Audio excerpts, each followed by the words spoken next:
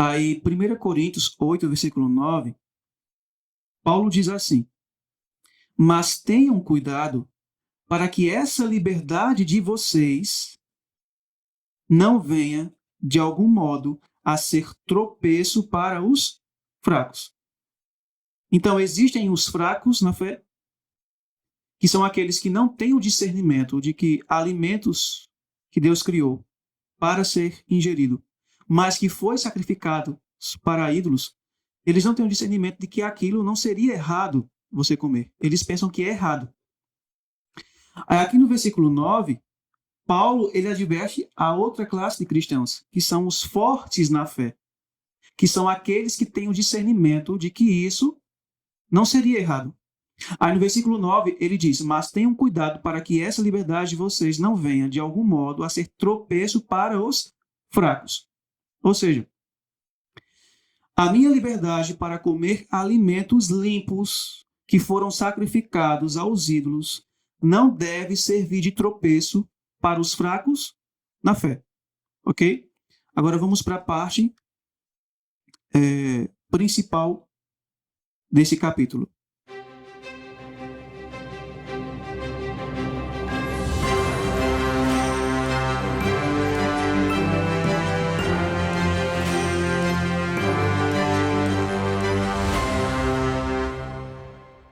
Agora, entendido um pouco desse contexto de 1 Coríntios 8, vamos para o versículo 10.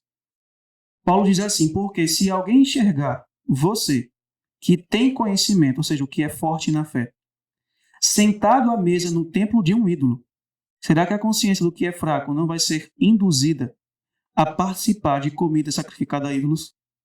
Versículo 11. E assim, por causa do conhecimento que você tem, perde-se o irmão fraco pelo qual Cristo morreu.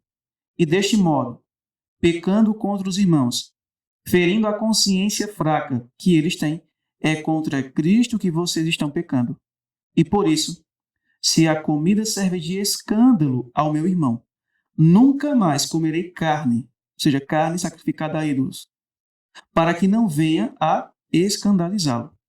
Ou seja, se comer carne sacrificada a ídolos escandaliza a meu irmão, entristece ele, golpeia a sua consciência, o meu irmão que é fraco na fé, então o correto a se fazer é deixar de comer. Então vamos analisar aqui o ponto principal que eu quero conduzir o nosso pensamento aqui, a nossa mente. Eu quero fazer uma observação antes. Paulo não está fazendo aqui apologia à desobediência a Deus. Ele não está ensinando que devemos deixar de fazer o que é correto para desobedecer. Ele não está ensinando que devemos deixar de fazer o que é correto para desobedecer a Deus, porque o meu irmão pensa diferente. Não é isso que Paulo está falando aqui. A questão aqui não é obediência versus desobediência. Comer carne sacrificada a ídolos é pecado? Não. Deixar de comer é? Também não. Esse é o ponto que Paulo está mencionando aqui. A questão aqui não envolve a quebra dos princípios da palavra de Deus. O ponto aqui envolve opiniões diferentes que, ao mesmo tempo, não quebram a lei de Deus. Por exemplo, se eu penso que é errado recarregar a bateria do meu celular em dia de sábado, daí eu não faço isso. E Emanuel pensa que não é errado e ele faz isso. Eu pergunto, nós estamos pecando? Não. Por quê? Porque não existe um claro assim diz o Senhor que diga que é errado recarregar ou que é errado não recarregar. Não existe um claro assim do Senhor. Então, não existe algo que nos desaprove. Então, repetindo mais uma vez, a questão aqui não é obediência versus desobediência. Agora, e se a questão fosse essa? Qual é o conselho da palavra de Deus? E se a questão fosse obediência versus desobediência? Será que Paulo nos aconselharia a submeter a nossa vontade ao que o outro irmão pensa? Vamos ler aqui Atos, capítulo 5.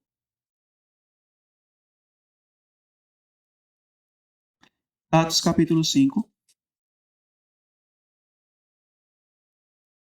O versículo 29 diz assim: Então, Pedro e os outros apóstolos responderam e disseram: Devemos antes obedecer a Deus do que aos homens. Então, quando se envolve quebra de princípios, não temos que submeter a nossa consciência ou a nossa vontade ao erro, simplesmente porque o nosso irmão ele pensa diferente. Mas devemos respeitar, aqui é o ponto, nós devemos respeitar a liberdade religiosa dele. É esse o ponto aqui. Eu fiz toda essa introdução da questão de comer carne ou não, sacrificada a ídolos, para mostrar o que Paulo está apresentando aqui, tanto em 1 Coríntios capítulo 13, como em Romanos capítulo 14, como nós vamos ver. Paulo está falando ali do princípio da liberdade religiosa, mas não da minha liberdade, da liberdade do próximo, a qual eu tenho que respeitar, estando ele certo ou estando ele errado. A decisão é dele. Eu tenho que respeitá-lo. Então, 1 Coríntios capítulo 8, Paulo ele aborda 2 pontos. Letra A, se podemos ou não comer carne sacrificada a ídolos. E letra B, que é o ponto principal que nós estamos aqui estudando. O princípio da liberdade religiosa. Então, nesse contexto, é que Paulo menciona e ele faz referência àquele que é fraco ou débil na fé.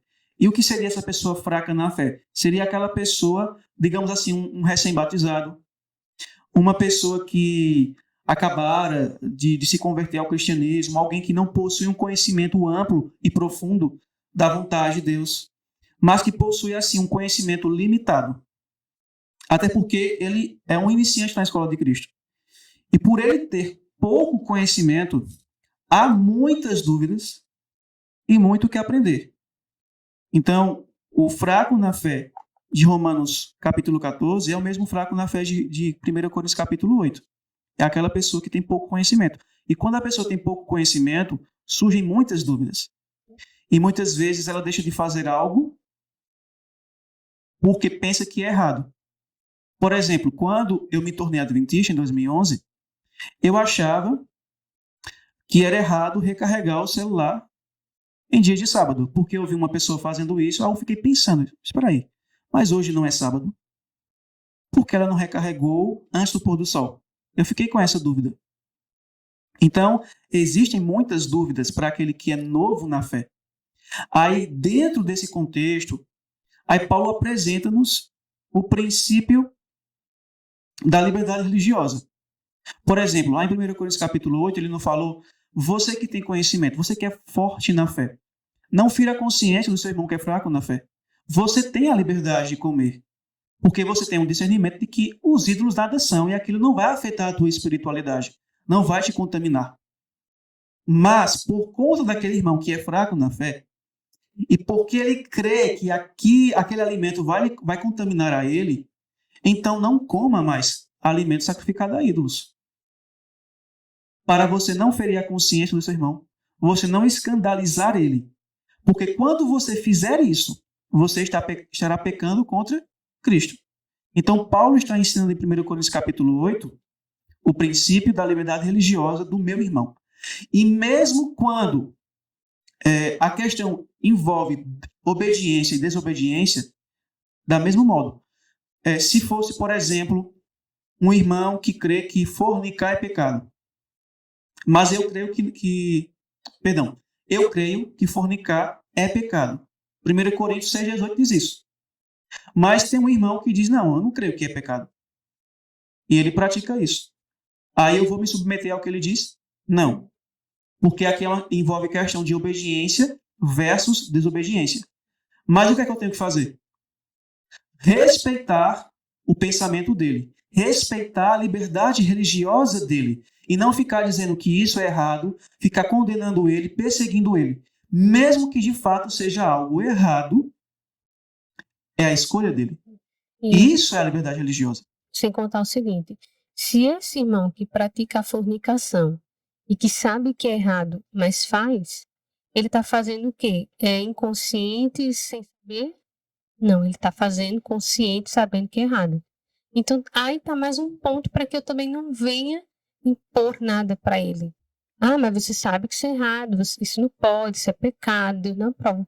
Não, essa é a minha mentalidade. Eu respeito a decisão dele, até porque é uma questão que ele já sabe. Uhum. Eu não preciso estar ainda mostrando para ele que é uma questão que ele já sabe. Então, foi uma escolha dele, ele está escolhendo viver na fornicação, então é uma questão dele com Deus. E aqui, falando sobre o fraco na fé, né? No livreto diz assim, ó, na página 27, não se esqueça disso. Quando ele está enfermo na fé, falando de alguém, esse termo, né, enfermo na fé, é a pessoa que ela é fraca na fé. Tem pouco conhecimento. É desse tipo de pessoa que Alan está mencionando aí. Isso vale para vários outros assuntos, né? Porque senão a gente se fecha no assunto da comida oferecida a ídolo, não sei o quê. Isso é para tudo. É para tudo. O indivíduo está fraco na fé. Ele não está suscetível a viver justamente e piedosamente como eu e você. Mas isso é porque ele está enfermo na fé. Devemos reconhecer isso e ter simpatia e ter misericórdia para com o membro enfermo. E aí ele diz assim, ó, usando Romanos 14:1, ele diz assim, ora, quanto ao enfermo na fé, recebei-o, e não em contendas sobre dúvidas. Aí aqui tem uma tradução, né, que ao invés de traduzir não em contendas sobre dúvidas, traduz assim, ó, não para julgar os seus pensamentos duvidosos.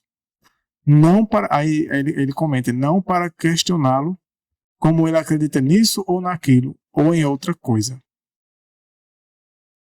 Aí ele diz, anote isto. Embora ele esteja enfermo na fé, é na fé que ele está enfermo. Esse é o ponto principal desse tópico aqui. E é o que a gente deve se focar. Esse deve ser o foco. A gente deve não se apegar aos detalhes, mas a isso, a esse princípio.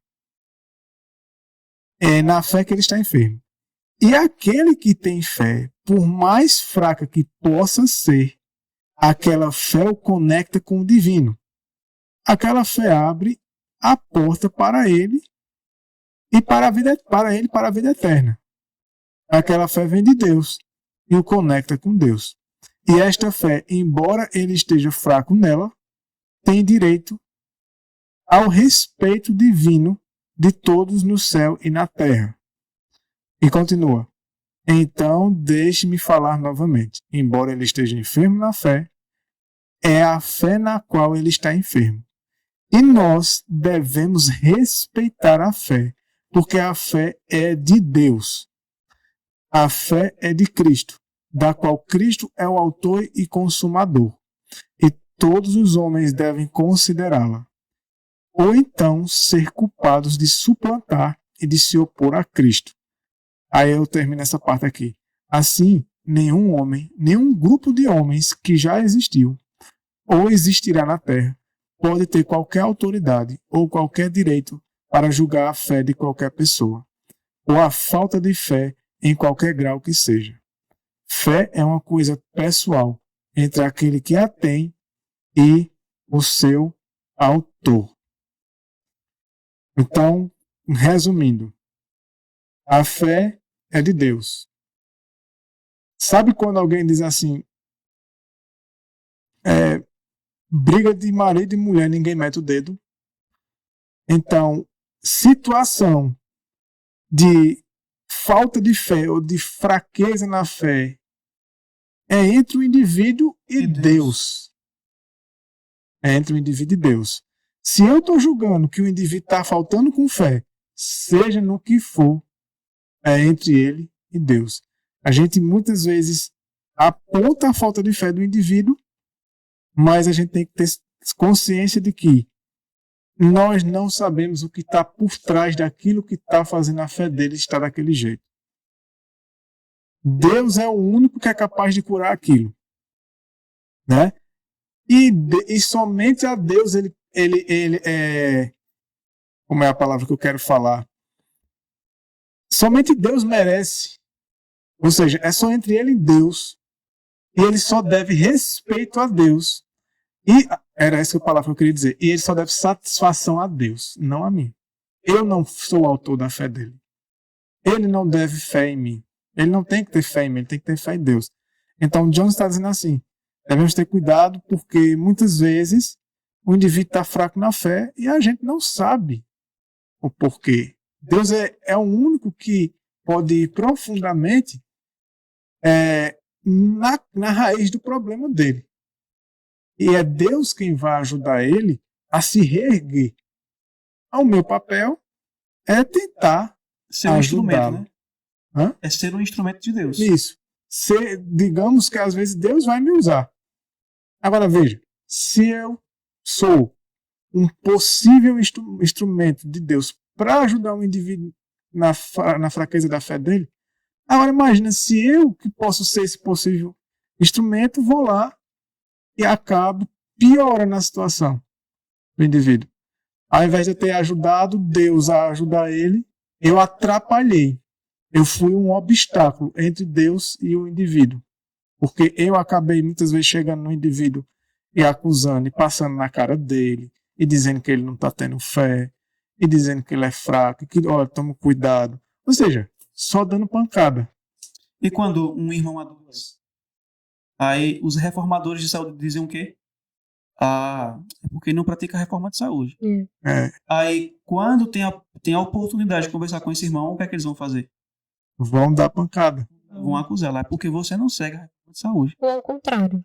Você é um reformador da saúde, você fica doente, aí o outro que não é, poxa, mas você não é reformador de saúde, você não come assim assado, por que você está doente? E vice-versa, né? A gente conhece pessoas que parece que se dói com a vida do outro, né? Vê, no lugar de ser um instrumento, buscar ser um instrumento de Deus para ajudar aquela pessoa a voltar para os caminhos, ela vai lá só para ferir ainda mais. É jogar o quê? É jogar álcool, vinagre em cima da ferida.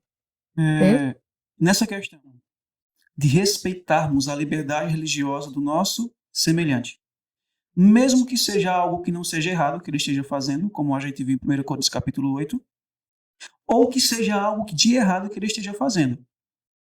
Isso significa que nós devemos deixá-lo para lá? Não. Não é esse ponto que nós estamos tratando aqui. O que nós estamos tratando aqui é de que ele tem a liberdade de escolha dele e que nós devemos respeitá-la. E quando ele recusa andar no caminho da salvação e escolhe andar no caminho da perdição, nós temos que continuar tratando ele com amor, com misericórdia, com simpatia. É assim como Cristo fez, é assim como ele fazia, como ele fez, é assim como Deus nos trata. E até mesmo quando a questão não é ponto de desobediência, mas é opinião diferente, que ele pensa que é algo que é errado e eu penso que não é. Então eu que sou forte na fé, o que é que eu tenho que fazer? Eu tenho que estar bom, irmão. Então, para a gente não ficar discutindo, para eu não continuar ferindo a consciência dele, então eu não vou, digamos assim, comer carne ou comer algum alimento sacrificado a ídolos.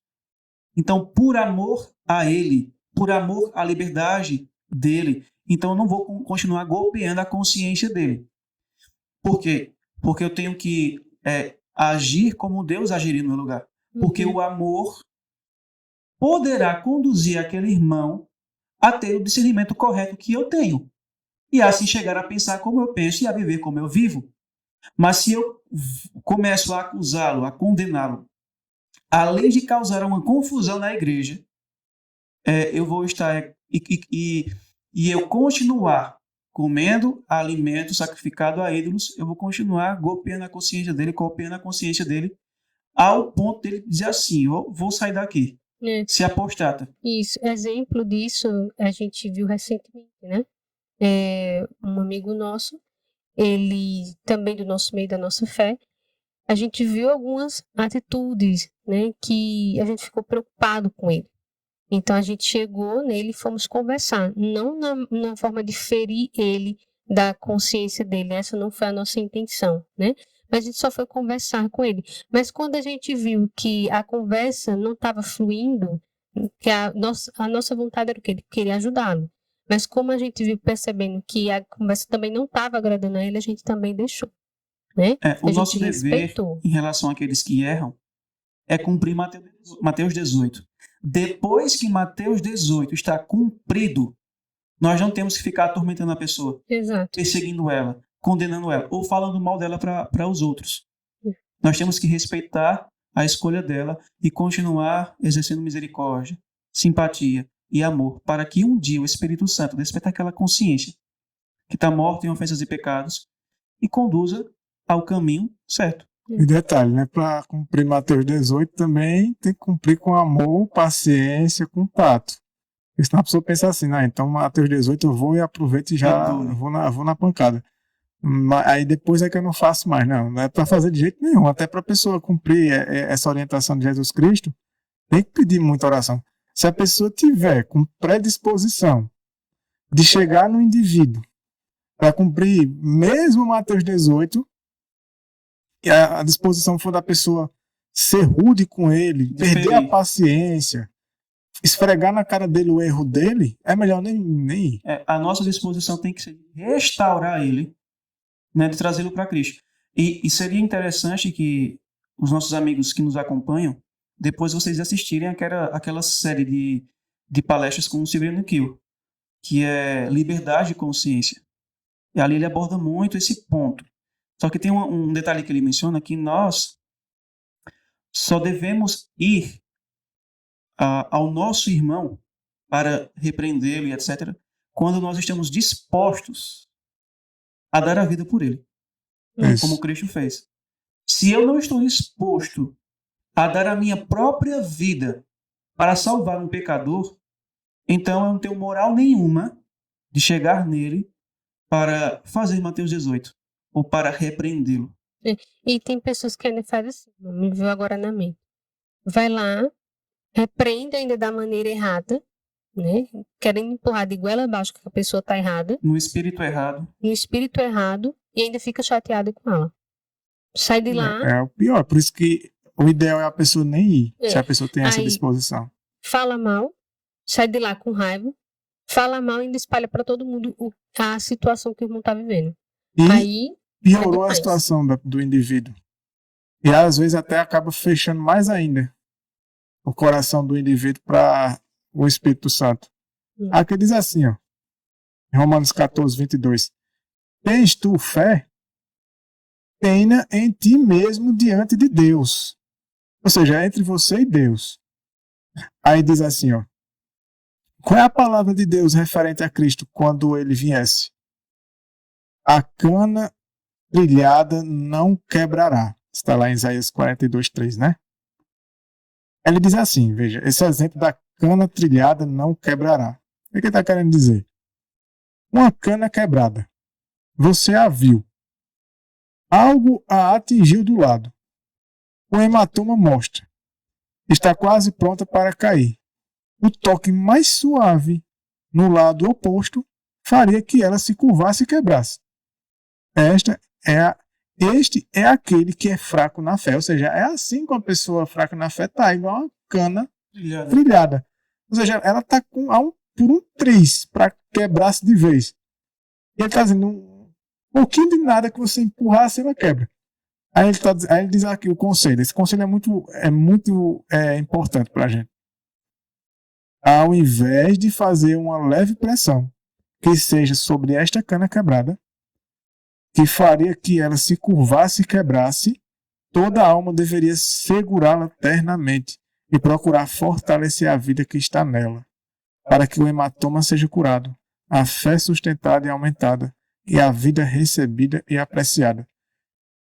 Tem uma parte que ele fala, não sei se é no final desse aqui, eu vou adiantar, mas se aparecer de novo aqui, não sei se já passou, ele diz assim, é fácil a gente querer que os outros respeitem a nossa liberdade religiosa, a nossa liberdade de escolha.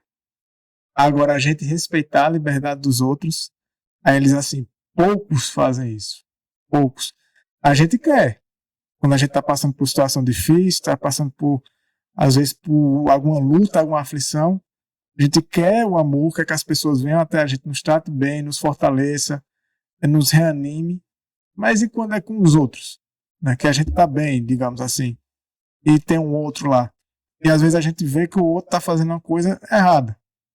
E a gente discorda daquilo e tem muitas vezes até raiva daquilo ali. Aí a gente, qual é a nossa disposição, geralmente? É ir lá e apontar o erro da outra. Está passando por isso por conta disso. Então isso vai fazer com que a pessoa, muitas vezes, acabe com uma cana trilhada. Ela já está já caindo. E eu vou lá e acabo de empurrar mais ainda a situação. E aí ela se quebra, às vezes, quase que completamente. E aí até para Deus trabalhar na vida dela vai ser mais difícil. Porque veio um representante de Deus, que era para representar Deus, e ao invés de trazer o que Deus traria para aquela pessoa, amor, misericórdia e disposição para ajudá-la a reerguê-la, não, a pessoa foi e empurrou ela mais ainda para baixo, quebrou mais ainda a pessoa, né? Então é isso que ele está dizendo aqui.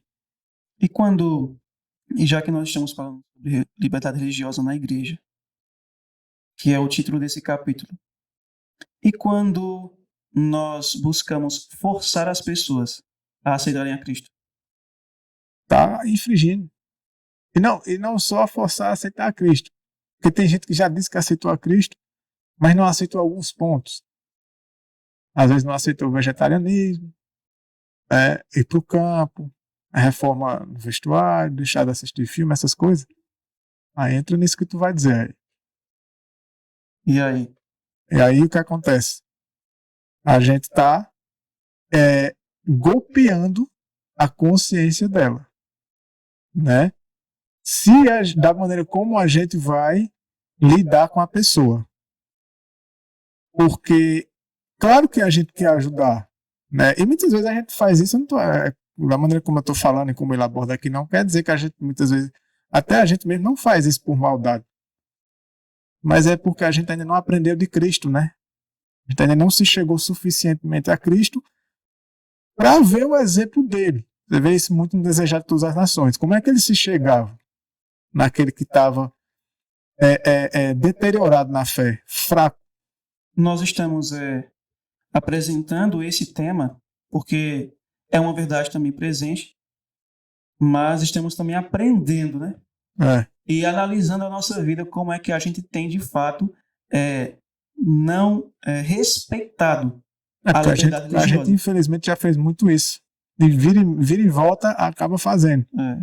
Mas o que é que Deus quer da gente? Transformação. Aprendam, né? Vocês estão vendo que as consequências disso, tanto para você quanto para o próximo.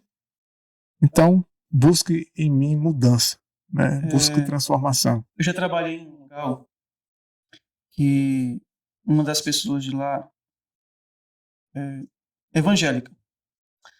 Aí, uma vez, uma pessoa, um familiar, que não é evangélico, estava lá, auxiliando, né?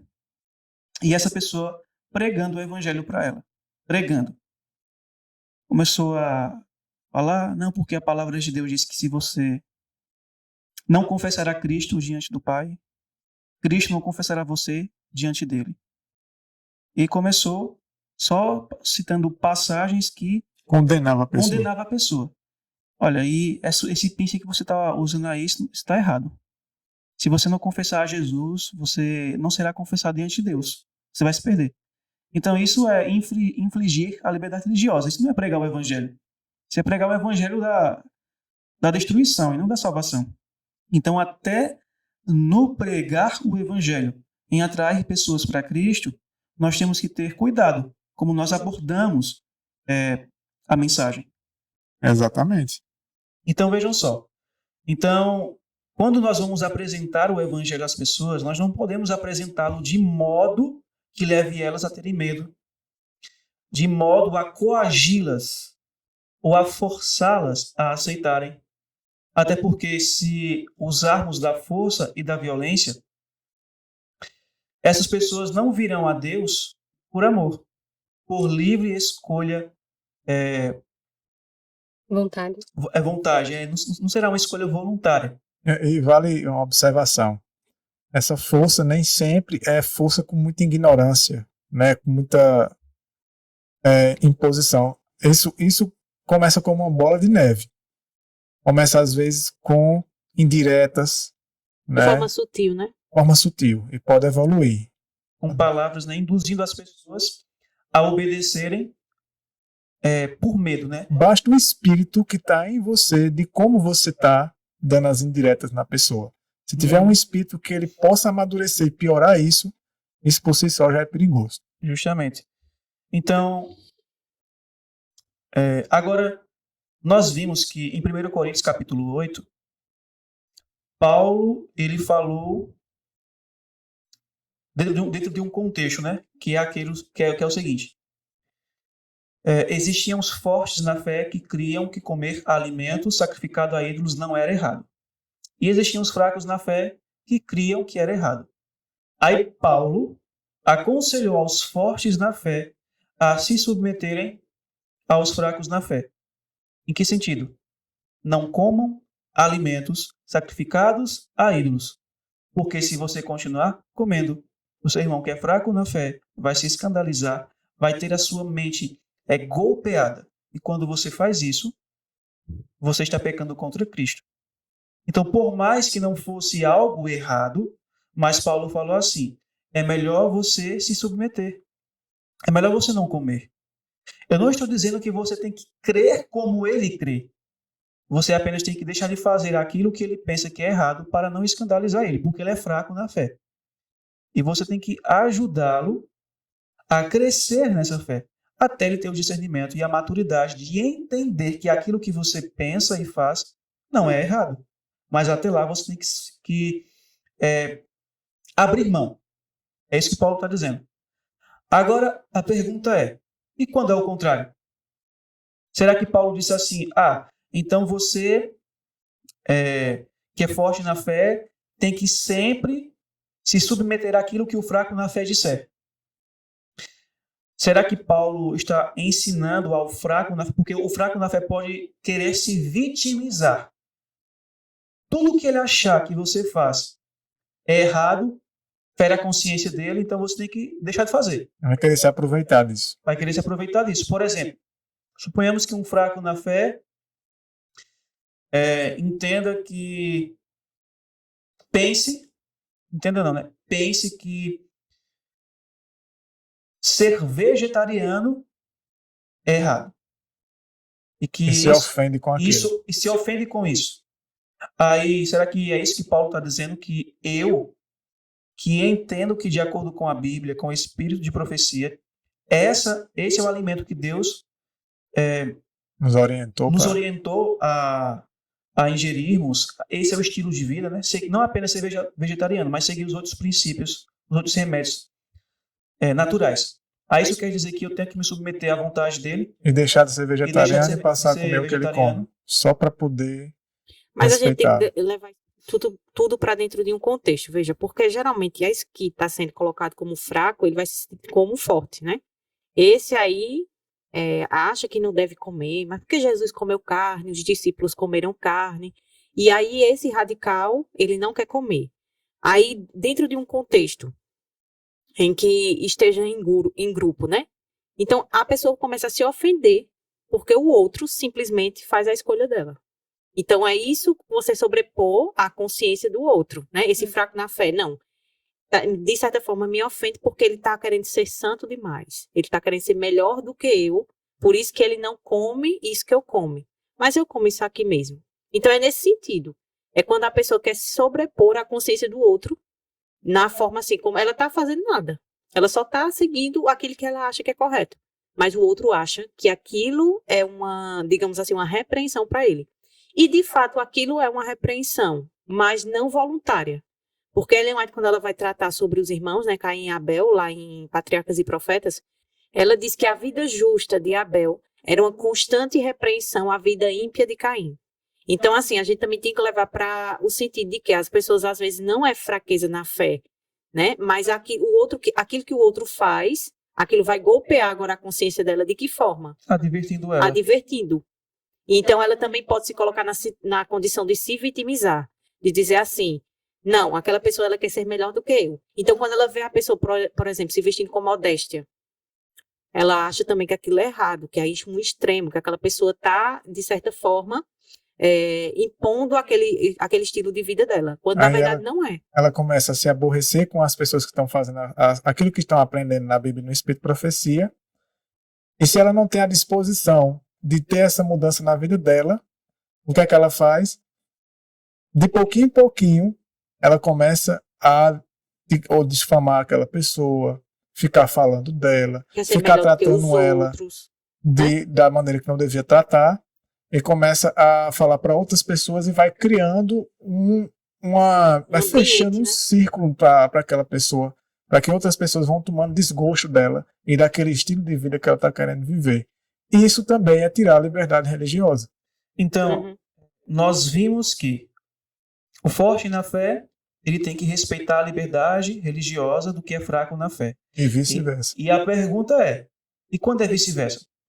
Olha o que Paulo fala em Romanos, agora no capítulo 14 de Romanos, que também tem o mesmo contexto de 1 Coríntios capítulo 8. Romanos capítulo 14.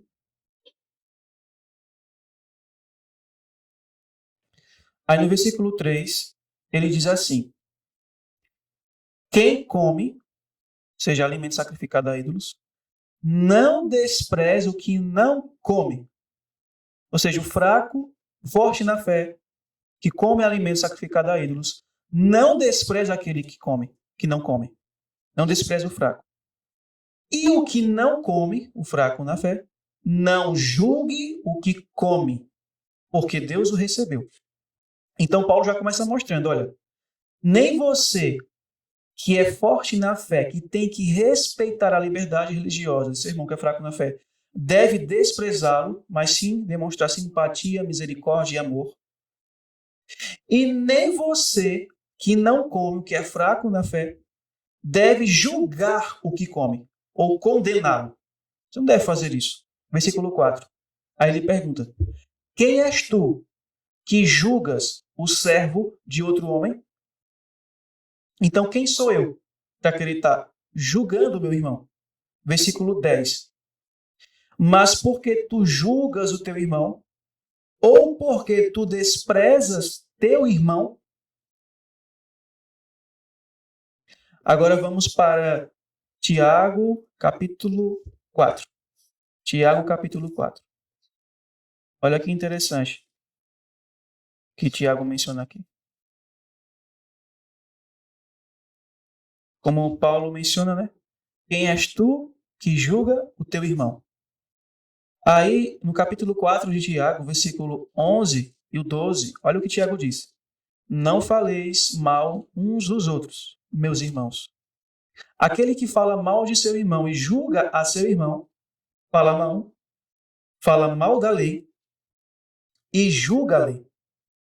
E se tu julgas a lei, já não és um cumpridor da lei, mas juiz. Há um legislador que é capaz de salvar e destruir. Quem és tu, porém, que julgas a outro? Então, quando o fraco na fé começa agora a se vitimizar e a condenar e a julgar o seu irmão, ou vice-versa, Paulo menciona aqui que aqueles que julgam um ao outro, que falam mal um do outro, ele está julgando a lei e está assumindo um papel de juiz. Quem é o juiz? Deus. Ele é o juiz, ele é o legislador da lei. Então, eu não tenho que assumir o papel de Deus.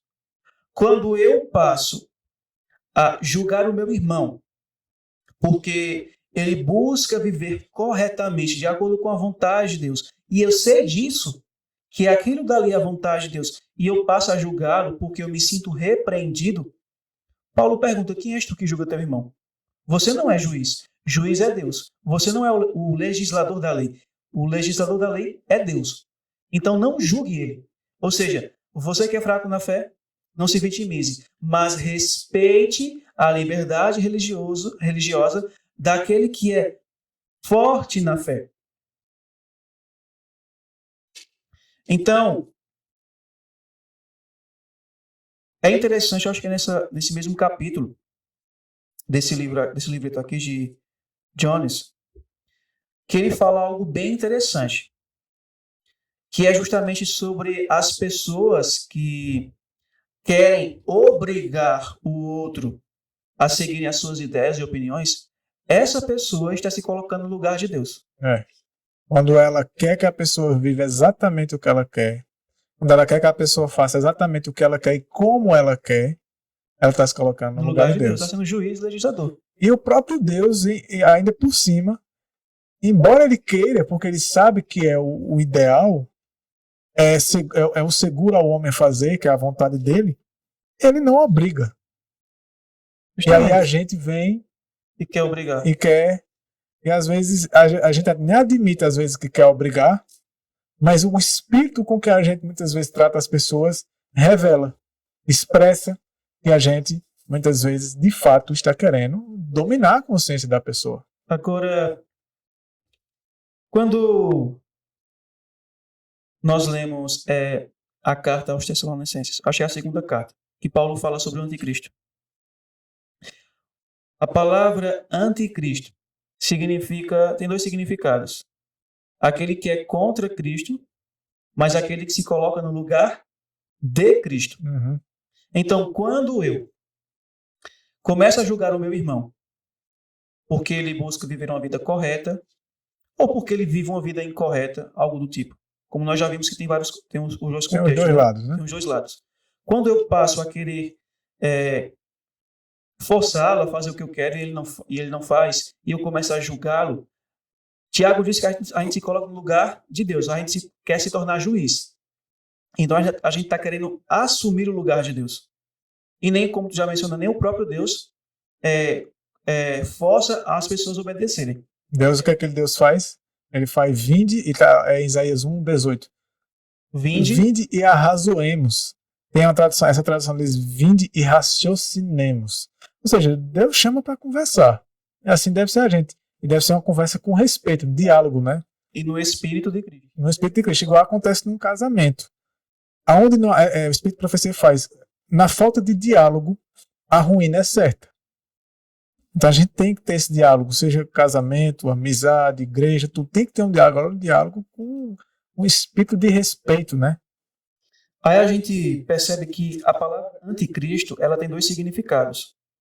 Ela significa aquele que se opõe a Cristo, ele é contra Cristo, mas também significa aquele que se coloca no lugar de Cristo. Então, quando eu passo a julgar meu irmão, eu estou querendo ser juiz, querendo me colocar no lugar de Deus. Então, eu sou um anticristo. Então, o Espírito, a gente fala muito quando vai falar sobre o anticristo, a gente mostra que é o surgimento do papado, né? Paulo está mencionando ali. E a gente critica, etc. Mas quando a gente não respeita a liberdade de consciência do meu semelhante, do nosso próximo, do nosso irmão, e de quem quer que seja, nós estamos exercendo o mesmo espírito do anticristo, do papado. Então não há diferença nenhuma de nós para eles. Uhum. E a gente sabe que esse espírito não provém do céu, não por força, nem por violência, mas pelo meu Espírito Santo, diz o Senhor dos Exércitos. Então, se no governo de Deus não existe violência, força, coerção, então isso existe em qual reino? No reino de Satanás. Então, como é que eu posso dizer que eu sou um cristão se eu não respeito a liberdade religiosa do meu próximo? Seja lá no que for. Seja lá no que for. Esteja ele vivendo uma vida correta, mas como é fraco na fé, não entendeu o que eu entendi, ou seja, que ele esteja vivendo uma vida incorreta, ou que ele seja cristão ou não, seja um ímpio. Então não tenho que interferir na liberdade dele, porque esse é o espírito de Satanás, não é o espírito de Cristo. E é interessante a questão do anticristo, é que ninguém abertamente, aliás, né, poucos, mas vamos colocar, a maioria não vai admitir e nem realmente dizer que está do lado do anticristo. Mas se você tiver o espírito, ou seja, os traços de caráter que advém desse lado da história, né, do conflito, porque o anticristo, ele é o oposto de Cristo. Logo, qualquer traço que há nele, se houver em mim, Eu estou do lado dele. eu automaticamente estou do lado dele. Isso é muito sério, porque mesmo que a pessoa não concorde com a perseguição, principalmente com o que virá, porque geralmente quando a gente fala de perseguição, a gente só foca na perseguição pesada, né? Aquela brutalidade e essas coisas. Mas isso tudo começa em casa, começa na sociedade, começa de pouquinho em pouquinho. É uma bola de neve que vai fazer com que muita gente, no fim de tudo, se não vencer hoje esses traços de caráter, possa vir a fazer parte dos perseguidores. Tu mencionou esse ponto aí, de que as pessoas focam muito, quando vai falar sobre perseguição, em algo brutal. É algo mais pesado. No nosso meio, na nossa igreja, a gente fala muito assim, nós seremos perseguidos porque nós iremos nos manter fiéis ao sábado. E eles vão querer nos obrigar a guardar domingo. Então, quem não querer se submeter à guarda do domingo será perseguido. Aí foca só nisso. Só que dentro do lar, dentro da igreja, na sociedade, a pessoa age como um perseguidor. Como aquele que oprime a liberdade do outro. Tu falou juiz, né? A pessoa quer ser juiz. Juiz, a propósito, ele não só julga, mas ele também impõe. Então, às vezes, não é só julgar, mas é querer impor também, né? Ele quer determinar Isso acontece o que o outro muito, tem que fazer. Com muitos de nós.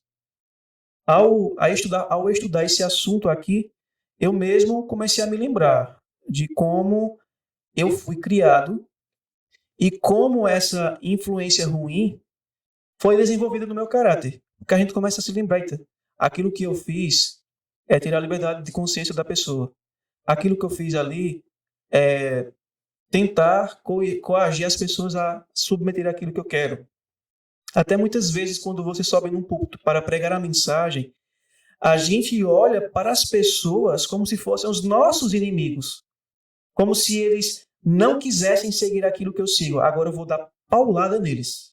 Vou mostrar o que diz a Bíblia e o Espírito de profecia em relação a algo. Ou seja, o Espírito que me move a advertir e exortar os meus irmãos não é o Espírito de Cristo. Não é um espírito de restauração. É um espírito de destruição. E eu me acho o máximo. Decacetada neles, A pessoa... Tem gente que faz aí. Eles ouviram a verdade hoje. Isso. Tem gente que faz isso aí faz. Eu cheguei lá e soltei o verbo. Falei rasguei tudo o verbo. mesmo. Eu desembuchei tudo. Achando que isso que tá bonita essa atitude, né? Mostrei a eles como é que é, né? Isso. Mas na realidade só alimentou ainda mais a raiva, porque pregou de uma maneira que as pessoas olhassem sem lógica, né? As pessoas que estão lá, que ouviu, olhou assim, não tem como um negócio desse, só a forma, né? Ou seja, Desenrolou fecha o coração das pessoas. A gente tem que levar as pessoas a Cristo. Toda a mensagem ela tem que terminar com esperança, né? Aí desonra a Deus e o Espírito que foi pregado não foi o de Cristo. E ainda assim quer dizer que é de Cristo. Olha, né? Eu fiz muito isso, viu, gente? Por isso que eu também tô falando. Mas No todos começo, nós quando eu já aprendi a verdade, nisso. eu fiz muito isso. Todos nós já E caímos hoje nisso. eu sou muito arrependida, porque lugares que eu passei, que eu fiz isso, que se eu tivesse pregado da maneira certa, hoje nós tínhamos porta aberta. E não temos. Eclesiastes, no capítulo 8, tem uma passagem bem interessante. O versículo 9. Da metade para o final. Olha o que diz. Há tempo em que um homem tem domínio sobre outro homem. Para o quê? Seu próprio dano. Para arruiná-lo. Ou para destruí-lo. Aqui diz, para a desgraça sua. Para a desgraça sua. Então, quando um homem busca exercer domínio sobre a consciência do outro, ele está fazendo aquilo para a destruição dele. E também a sua própria destruição. Os dois são afetados. Então se autodestrói e busca destruir a outra pessoa. Então a gente vai finalizando esse tópico, né, a liberdade religiosa na igreja, do capítulo 5. E aqui, na página 32, os 2 últimos parágrafos, diz assim, é muito interessante isso aqui. Olha como, eu até mencionei isso aqui, mas vale a pena ler de novo. No penúltimo parágrafo. É fácil para cada homem reivindicar a liberdade religiosa para si mesmo. Todos estão sempre prontos para fazer isso, mas bem poucos são aqueles que reivindicam liberdade religiosa para o outro, ou seja, respeitam, né, a liberdade do outro. Aí diz assim, ó, no último parágrafo, o capítulo 14 de Romanos nos ensina a reconhecer, a ser sempre autênticos para com a liberdade religiosa do outro homem. E é eternamente verdade que quem não reconhece e não é fiel à liberdade religiosa do outro, não reconhece e não é fiel à liberdade religiosa para si mesmo, como a liberdade religiosa o é, na verdade. Ele não reconhece a verdadeira liberdade religiosa. Isso é muito sério. A gente não respeita a liberdade religiosa do outro, a gente, consequentemente, está afetando a nossa própria liberdade religiosa e, por extensão, está afetando a liberdade religiosa que Deus estabeleceu para todas as criaturas. Então a gente não estaremos seguindo a verdadeira liberdade religiosa, e sim uma falsa liberdade, porque eu reivindico a minha, mas a do meu próximo ele não pode ter. E, como a gente já aprendeu aqui, Paulo, ele adverte. Quando você junta 1 Coríntios 8 e Romanos 14, Paulo adverte tanto aos que são fortes na fé a respeitarem a liberdade do seu semelhante, quanto aos que são fracos na fé a também respeitarem a liberdade religiosa do seu semelhante. E liberdade religiosa não é só coisas que envolvem coisas da Bíblia propriamente dito, ou, digamos assim, diretamente. Mas assuntos doutrinários, né? Isso, assunto doutrinário. Mas muitas vezes é no cotidiano, como você mencionou. É no trabalho, é na escola, na faculdade, é dentro de casa, seja lá onde for. A gente não aprende a respeitar os mínimos detalhes. Claro que existem coisas que a gente sabe que precisa ter um diálogo para chegar num acordo, para que aquilo ali possa acontecer, seja lá o que for que você sabe que precisa acontecer, que precisa ser feito. Mas que a gente aprenda a ter diálogo, para que aquilo que a gente está querendo, muitas vezes que aconteça, quer fazer ou quer ajudar o outro a fazer, seja feito da melhor maneira possível, com muito respeito, muita cautela e paciência, né? E isso, na verdade, é o cumprimento do amor, né? Essa seria a unidade pela qual Cristo orou. A unidade na verdade. Santifica-os na verdade, a tua palavra é a verdade. Por exemplo, pais que ensinam as crianças a obedecerem a Deus de forma forçada ou por medo, eles não estão ensinando liberdade religiosa. Eles estão ensinando aquelas crianças a, quando crescerem, serem opressores da liberdade do outro. Por isso que nós vivemos, e por isso que o mundo está caminhando para isso. No meio político, a gente percebe isso. Um querendo tirar a liberdade do outro, a liberdade civil, a liberdade religiosa e etc. Isso acontece muito no sistema, né? Muito no sistema. O governo, tudo. Os poderes querendo tirar a nossa liberdade de várias áreas da vida, né? Você não pode ter a liberdade de educar o seu filho. Tem até aqueles que querem, até na questão religiosa, eles querem ditar como você tem que crer. Tem que crer. Mas isso não é liberdade religiosa, isso não é liberdade civil. E nós vamos ver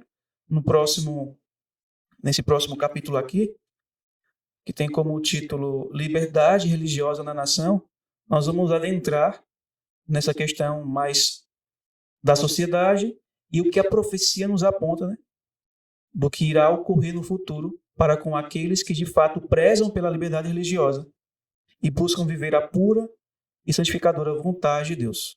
Exatamente. Então a gente vai começar esse capítulo aqui, o 6, liberdade religiosa na nação.